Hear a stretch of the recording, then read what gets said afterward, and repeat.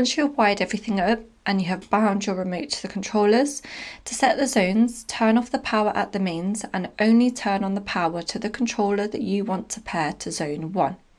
Once you have done this, long press the zone 1 button on the remote and that particular LED strip will flash when the pairing has been successful, or multiple strips into that controller. You then repeat this process by turning off at the mains and only turning on for the controller you want to pair to that zone. You go through from zones 1 to 4, and then once you have paired all your zones, you can then control the LEDs independently using the remote. All you need to do is click on the zone number that you want, click on number 1 for example, and then you can use the functions of the remote to only change that zone.